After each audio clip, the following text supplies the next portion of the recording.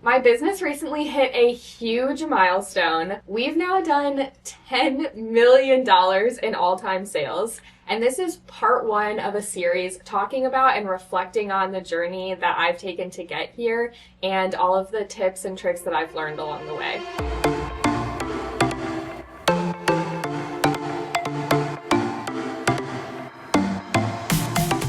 So I'm going to talk about all of the biggest turning points in my journey from taking my business from an Etsy shop to $10 million in sales. I would say the first big turning point in my business is I started out hand painting canvases that I was selling on Etsy, and then I introduced my second product, which was stickers. So I had pretty much been hand painting everything I made, and that was the only product really I had available. But then I designed stickers on my iPad, got them printed, and started selling them through my Etsy shop. And that really changed everything for me because I realized, like the first day I had those stickers available, that I could sell 3 stickers in a day. And that was a huge deal for me because I didn't have to do any additional work. Normally when I got an order in, I had to paint the custom order, or it took me hours and hours to paint the item I already had in stock. And so it really meant more work, or it meant that I'd already put in a ton of work versus just grabbing it off my shelf, putting it in an envelope and sending it off. So when I realized that basically outsourcing the production of my products meant that I could spend a lot more time designing products and then also marketing them, that was kind of a huge shift for me. And I loved it because obviously it meant more sales for less work. Who doesn't like that trade-off? So once I realized that I could pretty much outsource the entire production of my products, I was looking into more products that I could introduce. And obviously it was just me. I was living in my apartment, so there's only so many options out there. But it really opened my eyes to the possibilities of outsourcing, and now that is like the foundation of my business model. The second big turning point for me was when I started selling wholesale. So I had stickers on my Etsy shop, like I mentioned, and that was when I was still in college, about to finish up my master's degree, and then when I was in law school. And then kind of around that time, I started getting messages on Etsy of people saying, I own a store and I want to buy 50 of this sticker, or I want to buy 10 of 5 stickers or something like that. And I loved getting those messages, obviously, because it was higher quantities, so it meant bigger orders. And a lot of the time they would say, will you offer me wholesale pricing? Can I do 50% off? Because that's the normal wholesale rate. And I thought that was a great deal because obviously it meant the overall order was much larger. So then I realized, like, oh, this is a normal thing. This is how stores stock their shelves. Like, I was brand new to like retail as an industry, so I didn't know how any of this worked, but from those Etsy messages, I gathered that this is like a whole industry. Little did I know, I'm still learning about it today. But that's when I started learning about Faire, which is a wholesale platform that I use to this day. But it was pretty new in 2019, 2018 when I was kind of getting into wholesale. And I actually got rejected the first time that I applied to be on Faire. There might have been no sticker brands or brands that were primarily stickers on the platform at that time, because Faire tried to be more like artsy and just like high-end products versus kind of just now they sell everything, every product that's available, basically. So back then I got rejected. My business was small, my branding wasn't very cohesive, so I understood kind of why. But I actually got the opportunity to license my sticker designs with a company that primarily created and printed stickers, and they eventually got on Faire. And I realized, oh, well, if they're on Faire now and I'm sending them my designs, why don't I just email Faire back? Why don't I just call Taylor up? Why don't I just email Faire back and say, like, well, my stickers are actually already on your platform, so can I just be on there? And apparently that was persuasive because immediately they responded and let me on. So I was like, I think the second sticker kind of shop on Faire, I started selling stickers like crazy. Like, it was actually insane. It basically started January of 2020. I was in law school.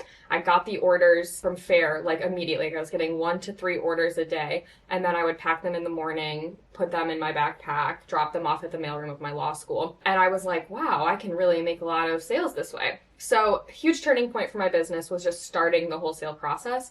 And now, we're doing all kinds of stuff wholesale and doing, hundreds of thousands of dollars in revenue a year. So that was definitely like a big inflection point. Another huge turning point in my business was when I got on TikTok. And this might actually be the biggest one. Obviously, getting on TikTok wouldn't have meant much if I hadn't already built my business to a certain point and had something to talk about, something to post about, and all of that. But TikTok is like maybe the bedrock of my business, and it really changed a lot. So I actually downloaded TikTok in fall of 2019. I started scrolling through, and I remember some of the first videos I saw, and I was like, oh, this is really addicting. Like, I really don't have time for this. So I deleted it. And then the pandemic. So in April of 2020, I re-downloaded TikTok and was like, oh, maybe I could post on here. And actually my friends were telling me, like, you should really post on here. It would do well. And I was like, oh, I don't know how to do this. Like, I'm no good at making videos. Like, I don't even like music enough for this. I don't know. Because that was so central to the platform, was just like videos with music, and there weren't really people like talking or like vlogging on there, and that's more of a newer thing, I think. So I thought I was gonna be no good at it, but I did it anyway. And then I realized, oh my gosh, like, I had a video go viral. I was getting some traction on there. People were telling me on Etsy that they found me on TikTok. So I saw the potential there immediately and really tried to double down on it as much as I could. And then TikTok was growing really fast when it first started, so I was able to gain a lot of followers really fast. And then I saw those followers also joining me on Instagram. So I would say that really took my business from like micro to like a viable small business within a couple of months. So probably within the 6 months of getting on TikTok, I realized that between TikTok and wholesale, I really needed more space than my little apartment could hold.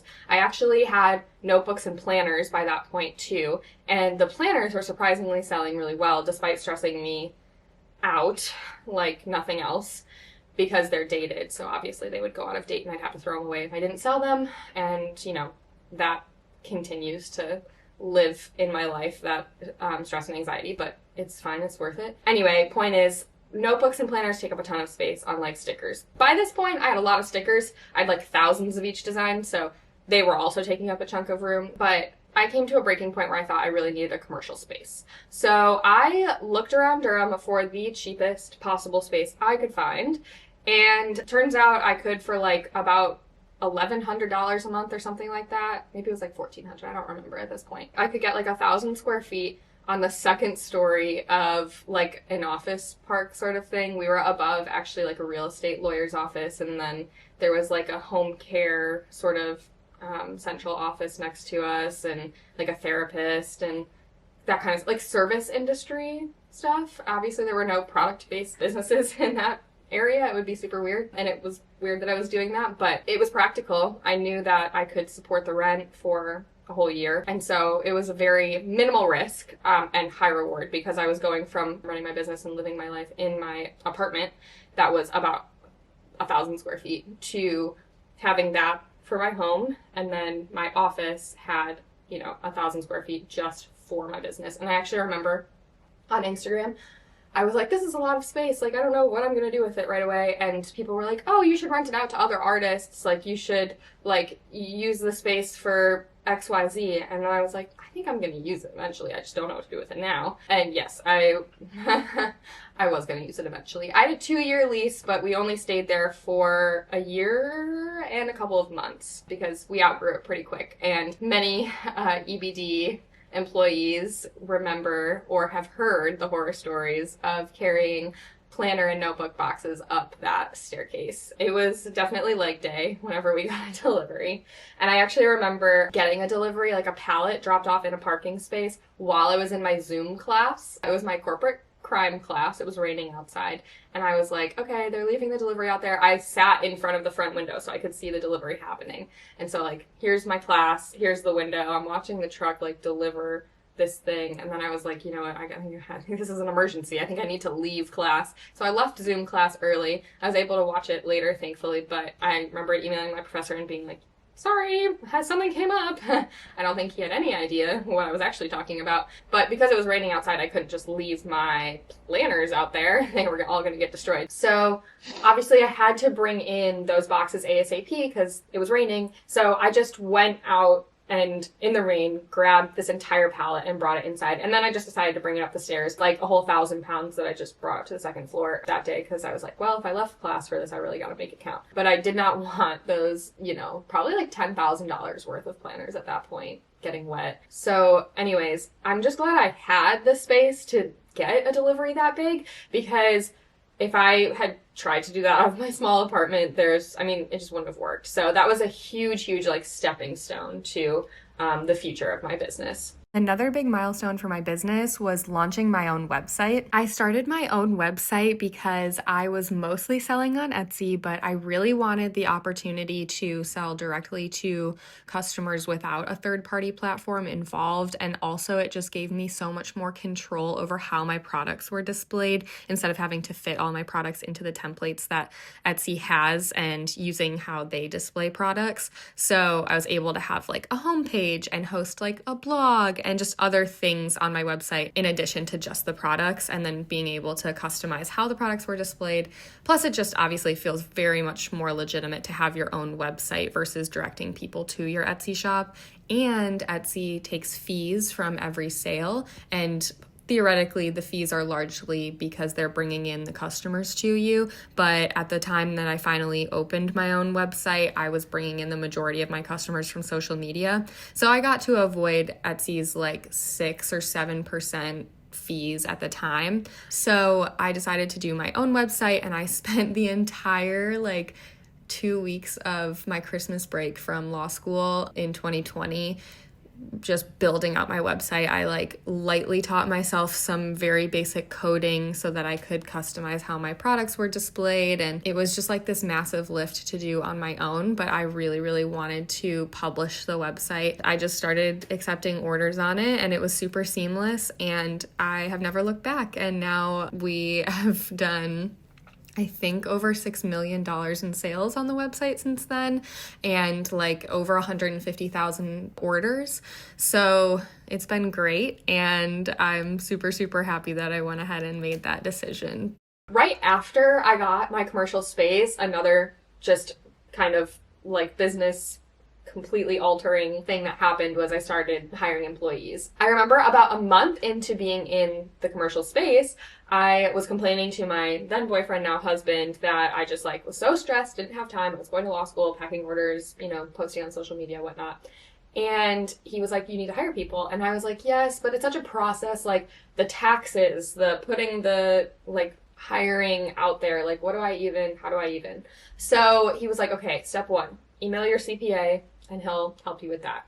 Okay, so I was able to do that. And then he actually put up my job listings on Duke and UNC's job websites, which was so nice because I was kind of oh, it's going to be this whole thing that's going to take forever, and he got it done within a couple of hours. That was super helpful because that's how I hired all of my employees. I'm very lucky to live by a lot of colleges, so there's a lot of people who are willing to have 10-hour-a-week jobs just packing orders, because I just didn't know how many hours per week I could really support. Didn't want to make, over promises, but turns out I needed to hire several people, so I had 5 or 6 part-time employees. A couple months later, in August of 2021, I actually hired Jordan full-time, who is still with us and is our marketing director, and she really helped kind of bring EBD to where it is today, all throughout that kind of growing year of 2021. So bringing people on was kind of overwhelming, but also was just a game changer. By the end of 2021, with all the help I had with order packing and with Jordan helping me with our email list and all of that, I had so much time to develop new products, post on social media, etc. So the business was really growing awfully quickly, and I could tell we were outgrowing our commercial space. So it was a 2-year lease, but we were only there for a year and a half, and by the time it came around to about May of 2022, we had moved to our next space. I actually started looking for our next space in December 2022. I think I signed the lease in December, actually. And I just wanted to wait until I was done with law school to make that transition. But I graduated in May of 2022, moved to the new office. A couple weeks before that, I had been on the Today Show, which was awesome, but honestly not a turning point like everything else I've been talking about, like you might expect. And moving to that new warehouse really changed everything again. So we had 1,000 square feet. Now we had 4,000. The dedicated warehouse space was 2,000. So I was just walking around in there what are we even going to do with all this space? We didn't have enough shelves. We didn't have enough product to fill it up. And I kind of just let myself kind of go wild. Like I had the time now that I was done with school and I was excited and had a ton of ideas. So I tried everything. Some things were not good ideas and some things are great. So 2022 was definitely a growing year as well. And I learned a lot, and I wouldn't have been able to do that without the space to put more products and just the space to pack more orders and have more output and just kind of try and experiment. And another thing that happened at pretty much the exact same time was I hired even more employees. So it kind of felt like I was almost starting a whole new business. And I sometimes think about like, oh yeah, my business started kind of the way it is today in like 2022, like that summer, because we moved into that new warehouse. It felt like we were more of a serious sort of operation. And then I hired 3 full-time people and like 3 new people to pack orders. And so we went from a basically 2-person operation in 1,000 square feet to like a 7 or 8 person operation in 4,000 square feet. There were definitely some like rocky points because, like I said, I was trying everything and like the whole business was completely changing, and I definitely made mistakes. But now that I'm looking back on it, I'm glad I made the mistakes then when we were at a lot smaller scale than now. So definitely learned a lot and was able to try out so many new sources of revenue, marketing strategies, new products, all of that stuff because we had so many people to help out and the space to do it. But yeah, literally like a couple months after all of this, we opened Mill & Meadow. So that summer was really defined by the new warehouse, the employees, and the storefront. Obviously, it changes a lot when you go from being fully online to having an in-person presence as well. So the storefront opening was just a major milestone for sure. I actually have a bunch of videos about the process of opening the storefront and how we transformed the space. So if you're interested in that whole process, there is a lot of our crazy journey with that on our channel. About a year later was our next milestone. So end of 2022 into 2023 was a little bit calmer, finally. But the summer of 2023 is when we got on TikTok Shop. And that changed a lot because it was a new source of revenue, and it was one that really brought in a lot more sales than I kind of expected. So that changed things again, and it also redirected a lot of our attention. Like now we are always talking about TikTok Shop. What is our shop performance score? Are we getting our orders out? Are the listings up? Are the descriptions accurate? Do we have our sales set up on there? So it's a whole, like, TikTok Shop feels like whole business in itself, but obviously it's part of our larger sort of many projects that we're always juggling. But it took on a life of its own in a way that I didn't expect, nobody I think expected, and it really helped us start moving a lot more product, which is great because that means more revenue to continue expanding. So I also have another video about how we did like over $300,000 worth of sales on TikTok in the first several months. So check that one out too, because it's kind of interesting. And if you're a small business owner, just kind of how you can be surprised by new revenue sources like that. That brings me to right here on YouTube. Getting our YouTube channel up and running was like another sort of unexpected thing. So Lauren, who's with me now, is our YouTube editor and kind of the direction behind the YouTube channel. And she's been here since 0, basically, subscribers. Like we had 2, I think, maybe 3 YouTube videos when she got here, and now we have, I don't even know, like 50. So that is fantastic. And I didn't know anything about YouTube. Like I understood TikTok and Instagram, but I knew there was this whole other channel that we needed to be building. And, you know, I knew there's people out there watching YouTube. So it felt like a natural thing. But sort of doing long form content, I didn't really understand. Like I just didn't get it. Thankfully, we've sort of settled on a couple of different strategies, like we do day in the life, or just like if we have kind of like a particular process we're trying to show, but also just kind of vlogging. And I am an awfully chatty gal, so that was easier than I thought once I realized I could just get in front of the camera and tell you my stories, because I would do that anyway for free. So yeah, YouTube has been awesome because it's just helped us reach a completely new audience and also put out like different content. Like instead of it just being 30 seconds, I feel like I can really explain myself, especially because things in business can be really complicated. Like not everything is black and white. Like, oh, you know, I can talk about all of the strategies that helped me grow my business to $10 million instead of just being like, here's a tip, hire employees. Like, okay. But that's all I could really get out in 30 seconds. So it's been fun. It's been different. And yeah, it's helped us reach new audience. So that was a huge turning point. And one that I didn't really understand, and we learned together, so it was fun. Thankfully, 2024 was a little bit of a more chill year because our next big thing came at the end of 2024, moving into the bigger warehouse. Lauren's looking at me like I'm crazy because I said 2024 was chill, but like it was busy, but it wasn't insane. Maybe it was mostly good. Like we didn't have a ton of horrible things happen in 2024. It was just like the normal like hitting the fan. 2024 had a lot of ups and downs, but EBD grew a ton. And I felt like I finally had like my hands around the business. Like I kind of feel like 2020, end of 2023 into 2024, now I get it. Like I feel like a real business person who can be trusted. Hopefully. But yeah, our next big milestone was moving into our current warehouse. And there's a wealth of content about that because it was a process and a half. This is a big space. We had 4,000 square feet before. Now we have 14 total. So the warehouse is about 10,500, and then we have our loft and we have our office and 14,000 total. And now our heating bills are more per month than my first commercial lease's rent was. So how's that for growth? Moving into a bigger warehouse has really, again, kind of changed everything. Now I can try different products that, we didn't have a space for. And we can also have enough stock of the products that sell well. So our desk mats, for example, were just overrunning our old office. And now we have a dedicated area for them, which is fantastic. And I'm trying Kindle cases of every size and every design. And I'm trying a new, totally different format of Kindle case. And we're going to do hopefully duffel bags and tote bags and pet accessories and all of the things that I've been wanting to do forever. And I'm sure we haven't successfully finished a commercial lease because we left our old office like 4 months early, and then the previous one we left a whole year early. But I'm hoping, praying that we get to the end of this lease, which is 4 years long. And maybe even beyond that. We'll have to see. The warehouse is filling up a little faster than I would like, but there's still some things we haven't tried yet, like pallet racking and whatnot. So it's just nice to have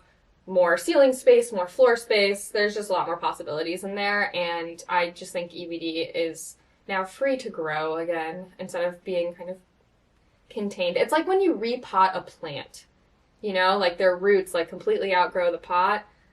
Now we're outside. Well, we're not outside yet, but we're getting there. I think just the bigger space is going to make all the difference, especially because now that I'm talking about it, I'm like, wow, we do a lot. TikTok shop, we do YouTube, we do Instagram, we do TikTok videos, we do wholesale, we do retail, we do everything under the sun. Amazon. And we do Amazon, and I have a couple licensing projects, so, there's a lot going on here, and the only thing that was holding us back was the space, and I feel like that's obviously solved for a while. So yeah, the next thing that I'm hoping is a turning point for us is really expanding our wholesale reach. I've been going to more trade shows. We've been learning about the wholesale market. We have a rep group now. Our wholesale sales are already up a ton over last year, and I'm really excited to see how that continues because I posted about it a little bit, but there's just a lot of changes going on that are completely out of our control. TikTok hangs in the balance after it went down for that one day in January. Currently, the ban is on a pause, and who knows how long it'll be here. But if TikTok goes away, we have wholesale as a fallback. Obviously, there's the tariffs that I've been talking about a little bit on social media too, and that's kind of changing things again. But thankfully,